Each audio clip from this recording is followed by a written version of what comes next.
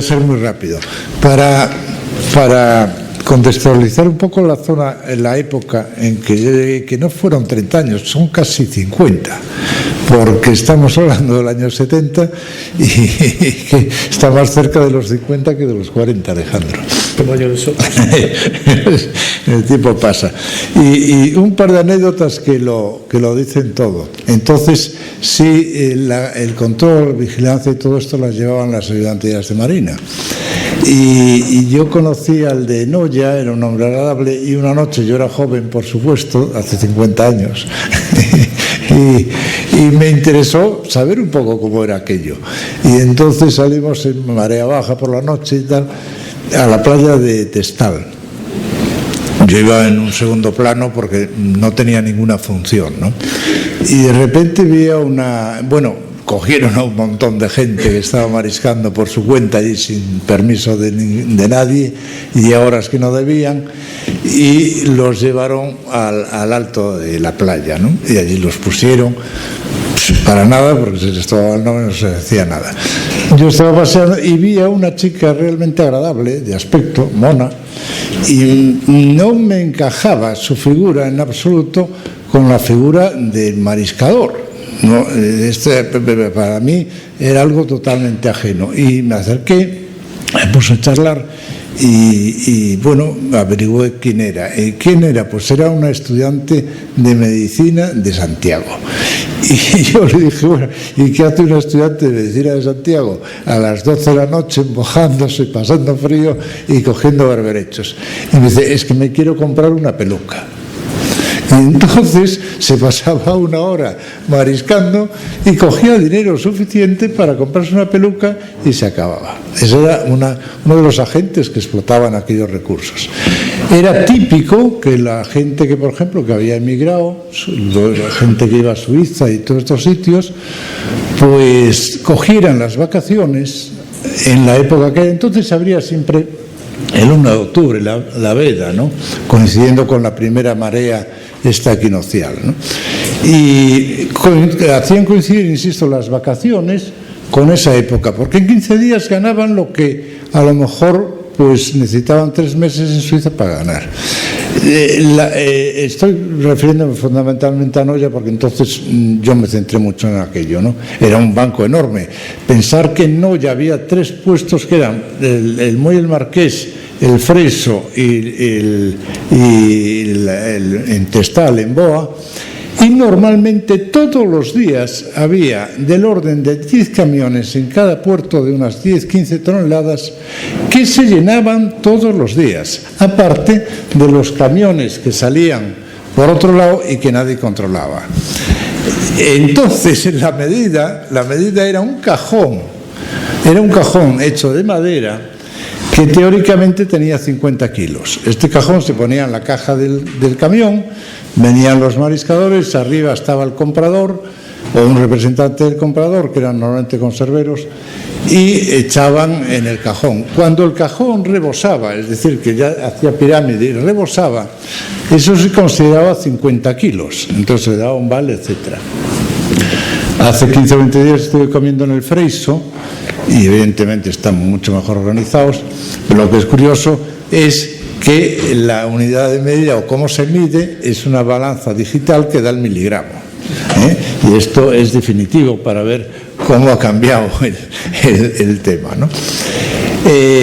Otra pequeña anécdota, es una de las poblaciones importantes que mariscaban allí, eran unos gitanos de Santa Comba, que el jefe o el rey era el gitano Juan. Y el gitano Juan, esto lo cuento porque tiene gracia. Yo estaba con una persona, con un capataz, y le dije, Daniel, he perdido el bolígrafo. El bolígrafo era un bolígrafo que me gustaba porque entonces me lo había arreglado mi padre. Bueno, resumiendo, en el bar en que estábamos había una persona en la esquina y entonces Daniel me dice, espere un momento. Se levantó, fue a hablar con esa persona y volvió. Yo no le di importancia ni le pregunté nada, claro. A los 10 minutos, un cuarto de hora, apareció esa persona, se acercó a nosotros y me dijo, ¿eso es su bolígrafo? Y le dije, sí, tenga. Y resulta que era el rey de los gitanos, era el gitano Juan, que había ido al campamento y había dicho, Daniel era muy amigo de él, entonces le dijo, este bolígrafo que ha desaparecido, que aparezca. Es decir, imaginaros el desbarajuste que había de explotación del recurso. Yo me vine en el año 70, coincidí en el tren con Miguel Oliver y veníamos hablando de esto y de la necesidad obvia de reordenar el sistema. A mí no me correspondía reordenarlo porque ya iba a salir la ley, que salió me parece que en abril del 70, y lo que trataba, el objetivo fundamentalmente de la ley era evidentemente reordenar el sistema y dejarse de que el mar fuera libre en ese sentido, porque la filosofía de la gente era que el mar era de todos y todo lo que es de todos termina no siendo de nadie, que era lo que pasaba. Entonces, ¿cuál fue el mecanismo para conseguir este objetivo? Bueno, pues evidentemente empezar a definir lo que son los espacios que son explotables. Y se habló de bancos naturales, zonas a recuperar y zonas de nueva actuación. Después se les llamó yacimientos protegidos, yacimientos a recuperar y zonas de nueva creación. Y evidentemente estaban perfectamente definidos y había que buscar un destinatario, un beneficiario. El beneficiario automáticamente fueron las cofradías de los pescadores. ¿Qué pasó? Pasó que al mismo tiempo que se definían estas zonas y se decía quién iba a ser el beneficiario, se imponía al beneficiario, al posible beneficiario, unas obligaciones que normalmente, si no cumplían, en la ley estaba considerado, bueno, pues caducaría y entonces se pondría a disposición de otras personas. Es decir, el esquema estaba muy bien planteado. Después, por otro lado, había el tema evidentemente necesario de la profesionalización de la gente. Fue cuando surgió la figura del capataz marisquero y todo esto, que se aprovecharon fundamentalmente las escuelas de formación profesional para hacerlo. Había las PPO que le llamaban y perdonadme, pero soy bastante mayor y entonces no me acuerdo, no me sale a qué responde las siglas del PPO, pero yo recuerdo, a lo mejor tú te acuerdas, pero en fin, estaban adscritas a las escuelas de formación profesional y allí se formaban los capataces. Evidentemente, ¿quiénes iban a esos cursos? Pues gente que los que estábamos en las playas, pues, en fin, veías a primera vista, había inquietud, había ganas de hacer cosas nuevas, gente joven, y los promocionabas, y yo he conocido auténticas personas fantásticas, trabajadoras, lo que pasa es que no tenían quizá mucho sustento. ¿Qué es lo que pasó? Bueno, pues entonces se consideraron una serie de figuras administrativas para hacer responsables de esa explotación a las cofradías. Y se plantearon, pues eso,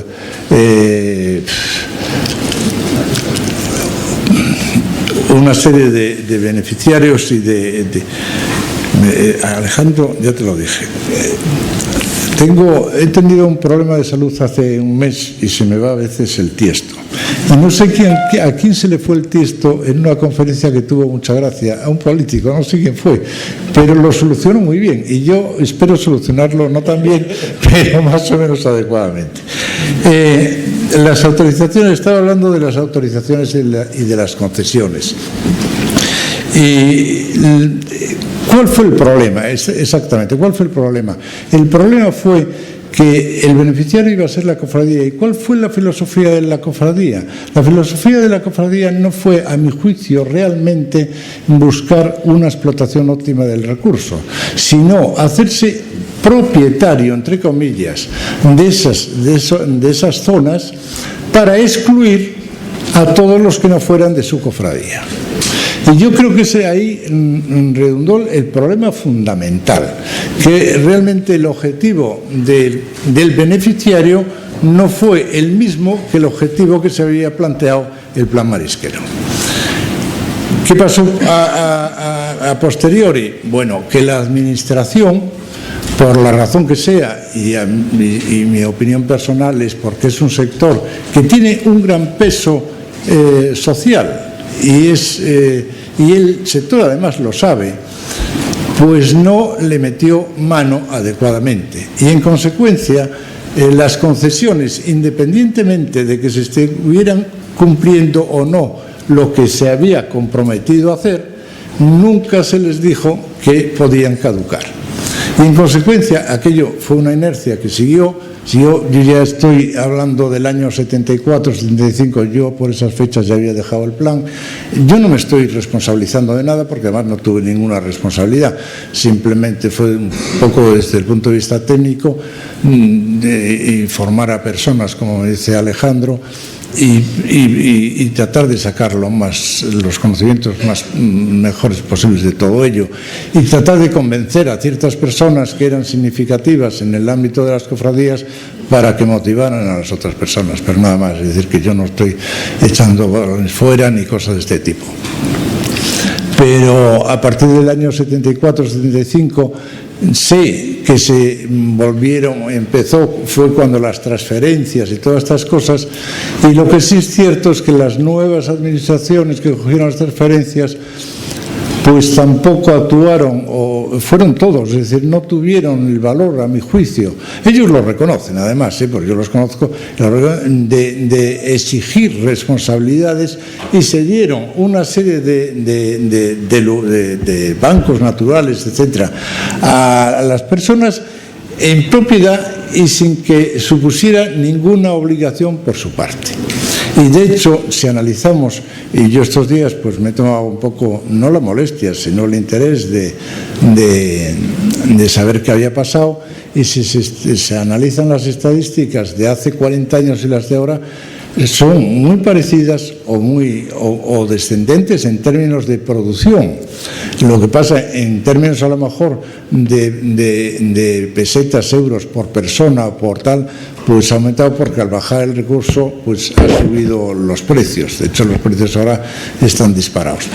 Pero en términos de productividad, bueno, pues seguimos. No se puede hablar de productividad de un banco que está a 0,7 kilos o menos por metro cuadrado. En cuanto se analiza en cualquier otro parque, no parques de estos de reparqueo, sino zonas de cultivo. En Francia, por ejemplo, pues las densidades entonces de cultivo de ostra estaban por 4, 5, 6 kilos metro cuadrado. Es decir, diferencias enormes. En Francia había yo lo visitaba, había unos movimientos cooperativos impresionantes para conseguir captar semilla y demás. Aquí eso, salvo puntualmente en determinados sitios y por esfuerzos personales de alguna persona, nunca desde un punto de vista institucional, sea la administración, sean las cofradías, sean lo que sea, se hizo, nunca. Es más, se pusieron fundamentalmente pegas, y en la época que viví yo había veces que había que salir de la playa corriendo si te veían hacer alguna cosa, porque corrías el peligro, en serio lo digo, de que te cascaran.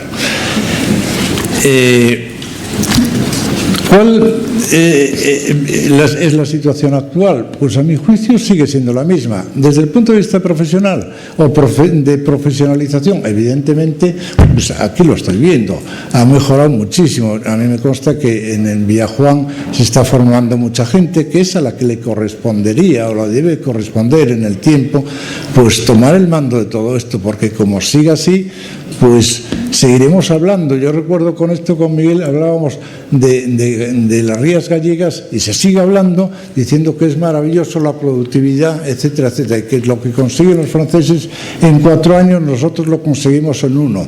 Pero seguimos diciendo lo mismo hace 50 años. Es decir, y los franceses han evolucionado, han tenido un problema con la ostra plana y han evolucionado otro tipo de ostra, son flexibles, se adaptan, y nosotros seguimos con exactamente los mismos problemas. Y a mi juicio uno de los problemas fundamentales es que se sigue con una organización profesional y lo digo con toda la buena intención del mundo, pero que quizá no le corresponde a esta función, que son las cofradías de pescadores. Las cofradías de pescadores, desde mi punto de vista, tienen un fallo enorme, y es que son unas organizaciones que no buscan ningún beneficio económico. Y al no buscar ningún beneficio económico, evidentemente, los mariscadores, como no se les dé algún beneficio económico, es decir, que se les permita vivir honestamente de su actividad, pues la considerarán siempre esa actividad como algo complementario, como un ingreso, que es como sucede en la mayoría de los casos, son ingresos complementarios, son actividades de supervivencia, pero no de subsistencia, pero no como fin último. Y al no ser fin último, pues bueno, el que no se hace nada por recuperar, no se hace nada por aumentar productividades, no se hace nada, absolutamente de nada. Y en esto no es transmitir pesimismo ni cosas así, porque a mí tampoco me corresponde, pero es decir que sí se intentó pasar de una situación de libre marisqueo a una situación más controlada, que sí es cierto que en mucha medida se ha conseguido que todas aquellas anécdotas que he contado al principio ya no sucedan y realmente al mar se dediquen los mariscadores de verdad, pero esos mariscadores de verdad no tienen como principio o como primer forma de vida, de ganarse la vida, esa, y en consecuencia no tienen una conciencia al margen de que haya casos que evidentemente me consta que sí, pero no tienen esa conciencia de mejorar y de cuidar lo que en principio les pertenece y que ellos consideran suyo, pero suyo de una forma muy abstracta, porque a ello no le dedican absolutamente ningún tiempo.